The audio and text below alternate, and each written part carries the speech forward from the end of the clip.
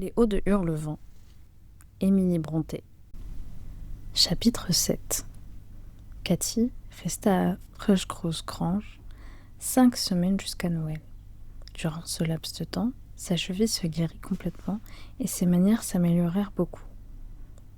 Ma maîtresse lui rendit de fréquentes visites pendant cette période et commença l'application de son plan de réforme en essayant d'éveiller chez elle l'amour-propre des vêtements élégants et des flatteries qu'elle accepta volontiers.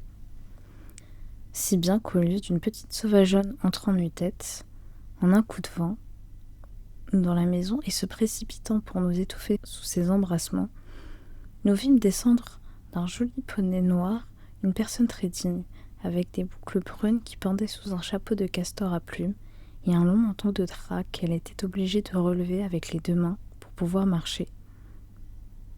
Hindley l'enleva de cheval et s'écriant d'un air ravi. « Mais Cathy, te voilà d'une vraie beauté. C'est à peine si je t'aurais reconnue. Tu as l'air d'une dame maintenant. Isabelle Linton ne soutiendrait pas la comparaison avec elle, n'est-ce pas, Frances? Isabelle n'a pas les mêmes avantages naturels, répondit Madame Earnshaw. Mais il faut que Cathy fasse attention et ne prenne pas ici ses manières de sauvage. Hélène, aidez Mademoiselle Cathy à se dévêtir. Ne bougez pas, ma chère, vous allez déranger vos boucles. Laissez-moi vous retirer votre chapeau. Je la débarrassai de son habit de cheval, sous lequel apparut une belle robe de soie écossaise et un pantalon blanc tombant sur des souliers reluisants. Quand les chiens arrivèrent en bondissant pour lui faire fête, ses yeux étincelèrent de joie, mais elle osa à peine les toucher, de crainte qu'elles ne misent leurs pattes sur ses magnifiques atours. Elle me donna un baiser discret. J'étais couverte de farine, car j'étais apprêt à faire un gâteau de Noël, et ce n'était pas le moment de me serrer dans ses bras. Puis, elle cherchait autour d'elle Heathcliff. Monsieur et Madame Earnshaw attendaient avec anxiété leur rencontre, qui, pensait-il, leur permettrait d'apprécier dans une certaine mesure si leurs espoirs d'arriver à séparer les 2 amis étaient fondés. On eut d'abord du mal à découvrir Heathcliff, s'il était insouciant, et si l'on se souciait peu de lui. Avant l'absence de Catherine, c'était devenu 10 fois pis maintenant. Personne d'autre que moi n'avait même la bonté de lui dire qu'il était sale et de l'obliger à se laver au moins 1 fois par semaine, et les enfants de son âge ne sont généralement pas naturellement portés à trouver plaisir au savon et à l'eau. Aussi, sans parler de ses vêtements qu'il traînait depuis 3 mois dans la boue et dans la poussière, ni de son épaisse chevelure hirsute, sa figure et ses mains étaient-elles fâcheusement obscurcies. Il n'avait pas tort de se cacher derrière le banc, en voyant entrer dans la salle une si brillante et gracieuse demoiselle, au lieu de la réplique, ébouriffée de lui-même qui l'attendait. « Heathcliff n'est-il pas ici ?» demanda-t-elle en ôtant ses gants et en montrant des doigts qui avaient extraordinairement blanchi grâce à l'oisiveté et à la réclusion. « Heathcliff, tu peux venir !» cria M. Hindley, enchanté de sa déconfiture et très content de voir qu'il était forcé de se présenter comme un jeune polisson repoussant. « Tu peux venir souhaiter la bienvenue à Mademoiselle Catherine, comme les autres domestiques. » Cathy, apercevant son amie dans sa cachette, y courut pour l'embrasser. Elle lui appliqua 7 ou 8 baisers sur chaque joue en 1 seconde, puis s'arrêta en reculant et éclata de rire en s'écriant « Oh, que tu as l'air sinistre et de mauvaise humeur! Que tu es drôle et vilain! Mais c'est parce que je suis habituée à Edgar et à Isabelle Linton. Eh bien, Heathcliff, m'as-tu oublié ?» Elle avait quelque sujet de lui poser cette question, car la honte et l'orgueil assombrissaient doublement son visage et le tenaient immobile. « Donne-lui la main, Heathcliff, » dit M. Earnshaw avec condescendance. « 1 fois en passant. C'est permis. »« Je ne veux pas, » répliqua le jeune homme, retrouvant enfin sa langue. « Je ne resterai pas ici pour qu'on se moque de moi. Je ne le supporterai pas. » Et il se serait échappé si Mademoiselle Cathy ne l'eût saisi de nouveau. « Je ne voulais pas rire de toi, » dit-elle. « Je n'ai pas pu m'en empêcher. »« Heathcliff, donne-moi au moins la main. Pourquoi boudes-tu ? » ?»« C'est seulement parce que tu avais un air si étrange. Si tu te lavais la figure et si tu te peignais, ce serait parfait, mais tu es si sale. » Elle regardait avec inquiétude les doigts noirs qu'elle tenait dans les siens, et aussi sa robe qui, craignait-elle, n'avait pas gagné au contact avec les vêtements de Heathcliff. « Je n'avais qu'à ne pas me toucher, répondit-il en suivant son regard et en retirant vivement sa main. Je serais sale si cela me plaisait. J'aime être sale et je veux être sale. Là-dessus, il s'élança tête baissée hors de la pièce, au milieu de rires du maître et de la maîtresse, et aux grands émois de Catherine qui ne comprenait pas comment ces remarques avaient pu déterminer cet accès de mauvaise humeur. Après avoir joué le rôle de la femme de chambre auprès de la nouvelle venue, avoir mis mes gâteaux au four, et égayer la salle et la cuisine avec de grands feux, comme il convenait à cette veille de Noël, je me disposais à m'asseoir et à me distraire en chantant des cantiques toute seule, et sans me soucier des affirmations de Joseph qui déclarait que les airs gais que je choisissais étaient presque des chansons. Il s'était retiré pour faire dévotion particulière dans sa chambre. Monsieur et Madame Earnshaw occupaient l'attention de mademoiselle en lui montrant quelques brimborions achetés pour lui permettre d'en faire présent au petit Linton, en reconnaissance de leur amabilité. Il les avait invités à passer la journée du lendemain et le relevant, invitation qui avait été acceptée à une condition. Madame Linton demandait que ses chéris fussent soigneusement tenus à l'écart de ce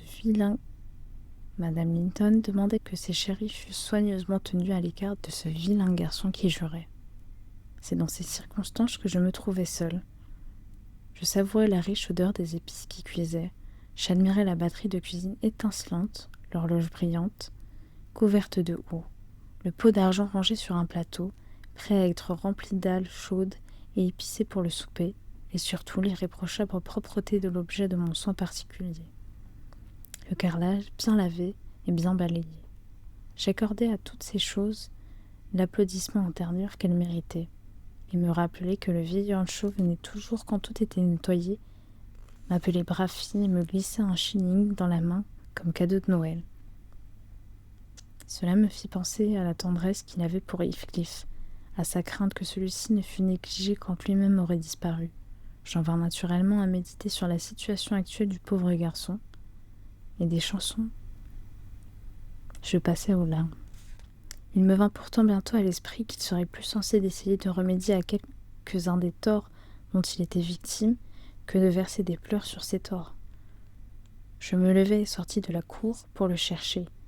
Il n'était pas loin. Je le trouvai dans l'écurie.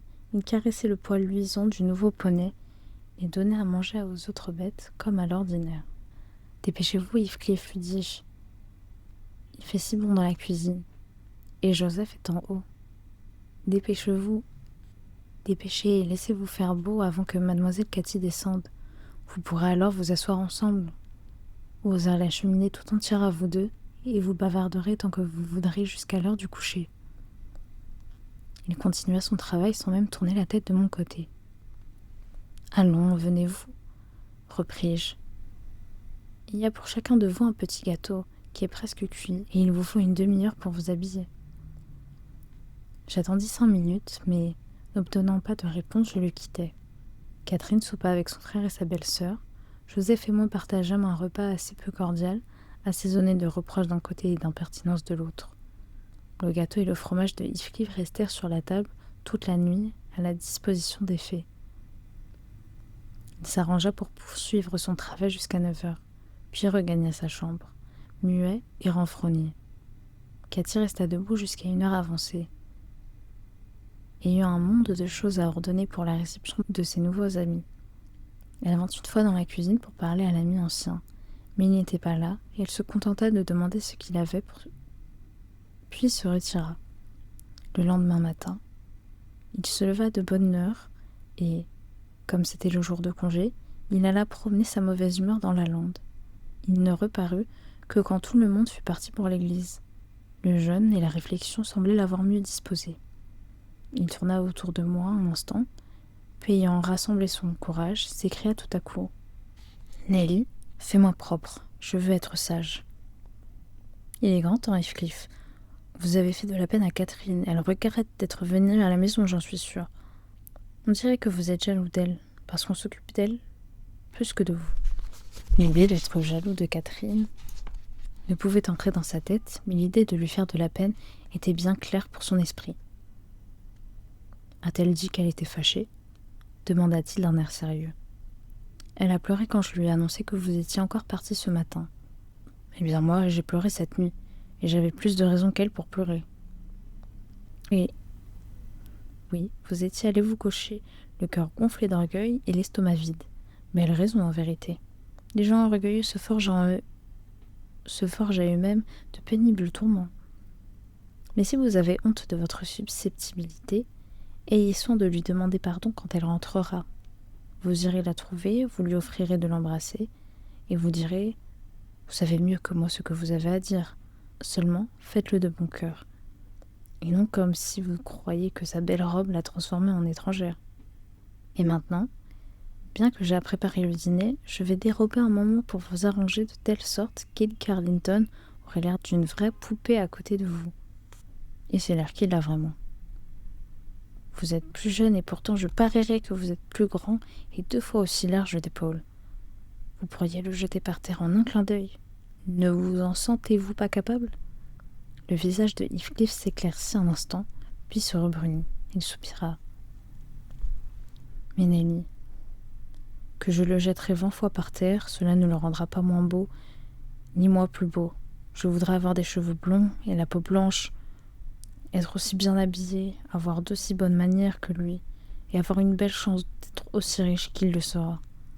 Et appeler maman à tout bout de champ, ajoutai-je, et trembler si un petit paysan levait le poing contre vous, et rester enfermé toute la journée à cause d'une averse. Oh Heathcliff, vous faites preuve de bien peu de caractère. Venez devant la glace et je vous montrerai ce que vous devez désirer.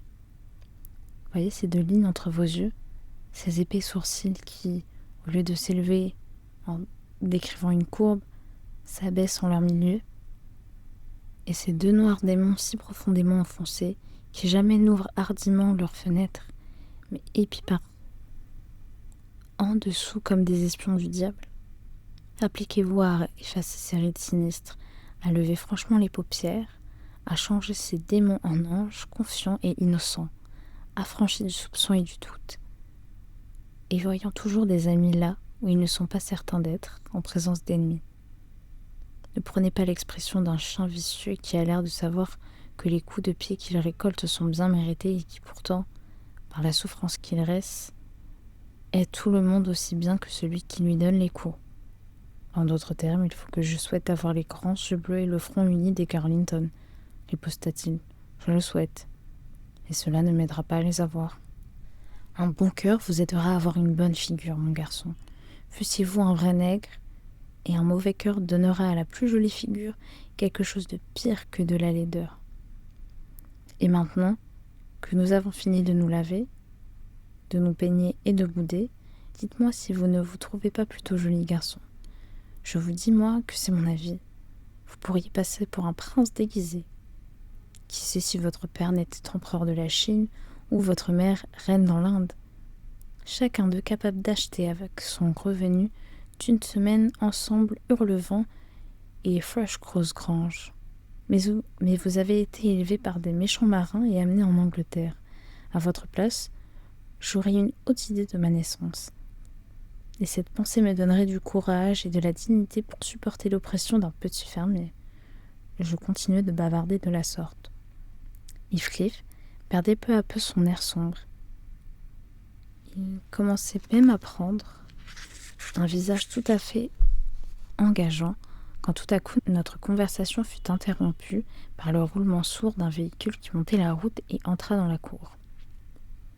Il courut à la fenêtre et moi à la porte, juste à temps pour apercevoir les 2 Linton descendre de la voiture de famille, emmitouflés dans des manteaux et des fourrures, et descendre de leur monture. Ils allaient souvent à l'église à cheval en hiver. Catherine prit chacun des enfants par la main et les introduisit dans la salle et les installa devant le feu, ce qui mit la couleur sur leur pâle visage. Je pressai mon compagnon de se dépêcher, à présent, et de montrer son aimable humeur. Il obéit volontiers. Mais la malchance voulut que, au moment qu'il ouvrait d'un côté la porte pour sortir de la cuisine, il l'ouvrit de l'autre. Ils se trouvèrent face à face, et le maître, irrité de le voir propre et joyeux, ou peut-être empressé à tenir la promesse faite à Madame Linton, le repoussa brusquement et ordonna d'un ton irrité à Joseph d'empêcher le drôle de pénétrer dans la pièce, de l'envoyer au grenier jusqu'après le dîner. Il va fourrer ses doigts dans les tartes et voler les fruits, si on le laissait seul avec eux 1 minute. Non, monsieur, ne puis-je m'empêcher de répondre, il ne touchera certainement à rien, et il me semble qu'il doit avoir sa part de friandises tout comme nous. Il aura sa part dans ma main si je le trouve en bas avant la nuit, s'écria Hindley. Va-t'en, vagabond. Quoi? Tu essaies de faire l'élégant, n'est-ce pas? Attends un peu que j'attrape une de ces gracieuses boucles. Tu vas voir si je ne tire pas dessus pour les allonger. Elles sont déjà assez longues, observa maître Linton, qui, du seuil de la porte, risqua un coup d'œil furtif. Je suis surpris qu'elle ne lui fasse pas mal à la tête. On dirait la crinière d'un poulain sur ses yeux. Il hasarda cette remarque sans intention d'insulte, mais la nature violente de Heathcliff n'était pas préparée à supporter l'ombre d'une impertinence de la part de quelqu'un qu'il semblait déjà haïr comme un rival.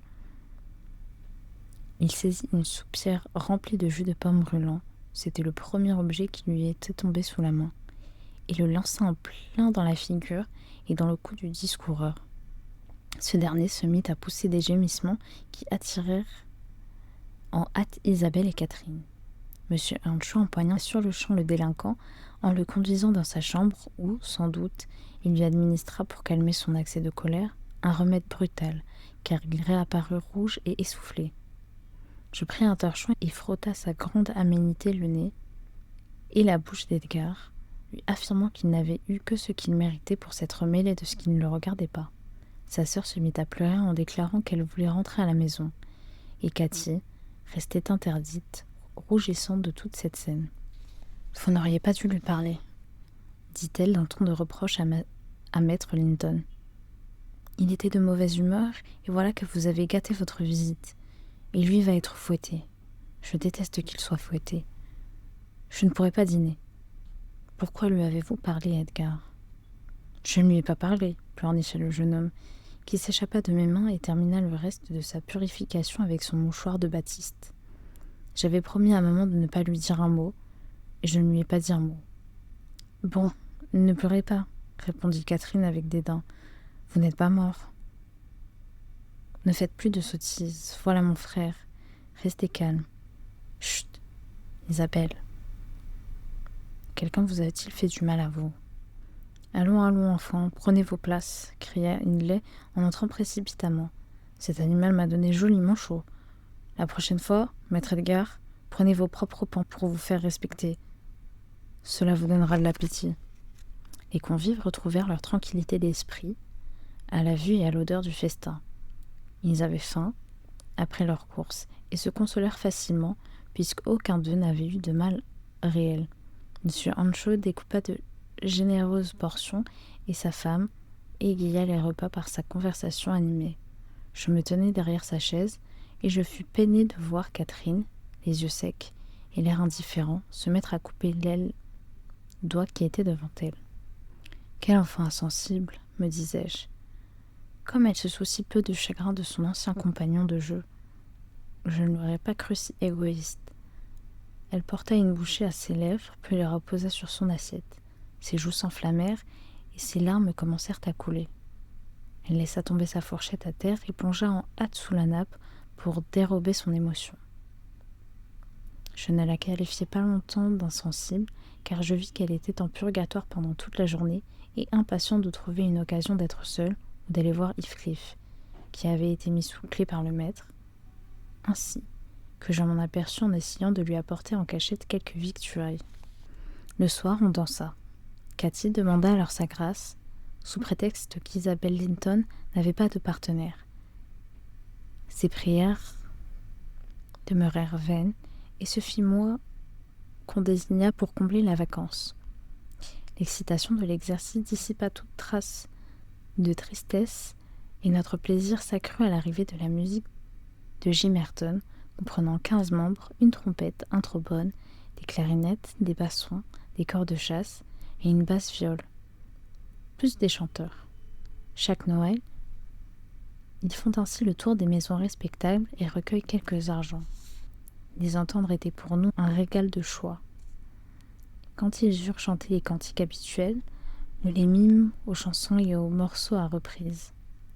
Madame Earnshaw aimait la musique, et ils nous en donnèrent en abondance. Catherine l'aimait aussi, mais elle prétendit qu'elle la goûterait mieux du haut de l'escalier, et elle monta dans l'obscurité. Je la suivis. On ferma la porte de la salle du bas, sans que notre absence fût remarquée, tant qu'il y avait du monde. Catherine ne s'arrêta pas sur le palier, mais continua de monter jusqu'à la mansarde où Heathcliff était enfermé. Et elle l'appela. Pendant quelque temps, il s'entêta à ne pas répondre. Elle persévéra et finit par le persuader de communiquer avec elle à travers les planches. Je laissai causer les pauvres enfants sans les inquiéter, jusqu'au moment où je présumais que les chants allaient cesser et que les chanteurs allaient prendre quelques rafraîchissements. Je grimpai alors à l'échelle pour avertir Catherine. Au lieu de la trouver à la porte, j'entendis sa voix à l'intérieur. La petite coquine s'était glissée comme un singe par une lucarne sur le toit, de là par une autre lucarne dans la mansarde, et ce fut avec la plus grande difficulté que je pus la décider à ressortir. Quand elle revint, Heathcliff la suivait et elle insista pour que l'emmenasse dans la cuisine, puisque Joseph était allé chez un voisin pour échapper au son de notre infernal psalmodie, comme il se plaignait à l'appeler. Je leur déclara que je n'avais nulle intention d'encourager leur tour, mais, comme le prisonnier jeûnait depuis son dîner de la veille, je consentais pour cette fois à fermer les yeux sur sa fraude à l'égard de M. Hindley. Il descendit, je lui mis un tabouret devant le feu et lui offris quantité de bonnes choses. Mais il était mal à l'aise, ne put guère manger et repoussa toutes mes tentatives pour le distraire. Les coudes appuyés sur ses genoux, le menton sur ses mains, il resta plongé dans une méditation silencieuse. Comme je lui demandai quel était le sujet de ses pensées, il répondit gravement. « Je cherche le moyen de rendre l'appareil à Hindley, peu importe le temps qu'il me faudra attendre. Enfin, pourvu que j'y arrive à la fin. J'espère qu'il ne mourra pas avant que j'y sois parvenu. »« Vous n'avez pas honte, Heathcliff, dis-je. C'est à Dieu de punir les méchants.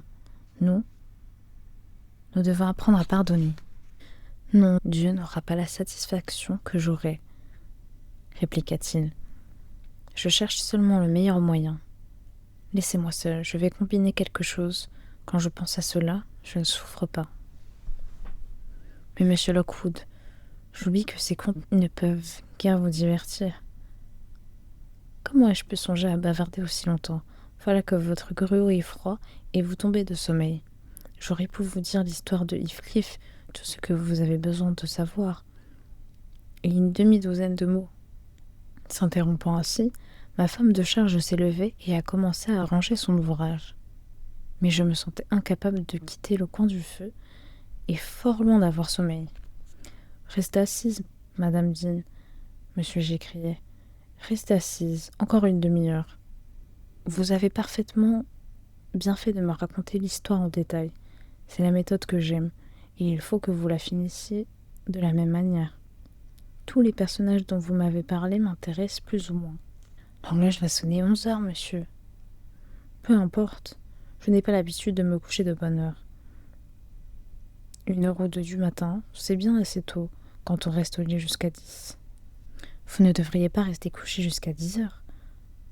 La meilleure partie de la matinée est déjà passée avant ce moment-là. Une personne qui n'a pas fait la moitié de son ouvrage de la journée à 10 heures risque de la laisser inachevée l'autre moitié. Néanmoins, Madame Dean, reprenez votre siège, car demain, je me propose d'allonger la nuit jusqu'à l'après-midi. Je diagnostique pour moi un rhume sérieux, pour le moins. J'espère que non, monsieur. Eh bien, vous me permettrez de franchir quelques 3 ans. Pendant ce laps de temps, monsieur Earnshaw... Non, je ne permets rien de tel. Connaissez-vous cet état d'esprit où, si vous vous trouviez seul avec un chat occupé à lécher son petit devant vous sur le tapis, vous surveillerez l'opération avec un tel intérêt qu'il suffirait que le minet négligeât une oreille pour vous mettre sérieusement en colère? Un état d'esprit terriblement paresseux, il me semble. Au contraire, beaucoup trop actif, c'est le mien en ce moment. Par conséquent, continuez sans omettre aucun détail.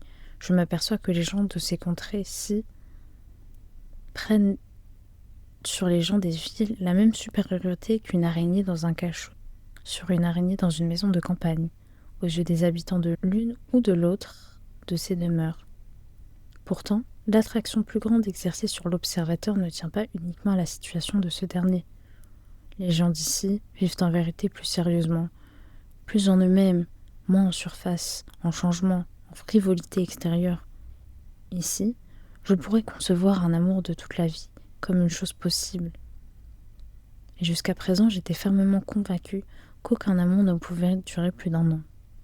L'état des uns ressemble à celui d'un homme devant un plat unique sur lequel il concentre tout son appétit et auquel il fait largement honneur.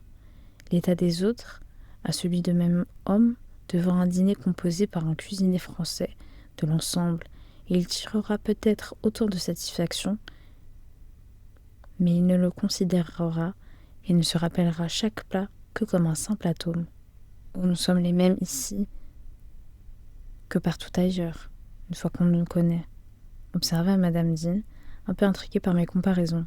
« Excusez-moi, ai-je répondu. Vous-même, ma digne amie, vous êtes un démenti frappant à cette assertion. À part quelques provincialismes de peu d'importance, il n'y a chez vous aucune trace de façon que je suis habituée à regarder comme caractéristique de votre classe. Je suis sûre que vous avez réfléchi beaucoup plus que ne font la généralité des serviteurs. Vous avez été forcé de cultiver vos facultés intellectuelles par manque d'occasion de gaspiller votre vie en occupations insignifiantes. » Madame Dean s'est mise à rire. « Certainement, a-t-elle dit. J'estime que je suis à peu près posée et raisonnable. Non pas précisément parce que je vis au milieu des montagnes et que je vois la même collection de visages et la même série d'actions d'un bout de l'année à l'autre, mais j'ai été soumise à une sévère discipline, ce qui m'a enseigné la sagesse. Et puis j'ai lu plus que vous ne pourriez le croire, monsieur Lockwood. Il n'y a pas dans cette bibliothèque un livre que je n'ai ouvert, et même dont je n'ai tiré quelque chose, à l'exception de cette rangée d'ouvrages grecs et latins, et de celle-là, où sont des ouvrages français. Encore suis-je incapable de les distinguer les uns des autres. C'est tout ce que vous pouvez attendre de la fille d'un pauvre homme.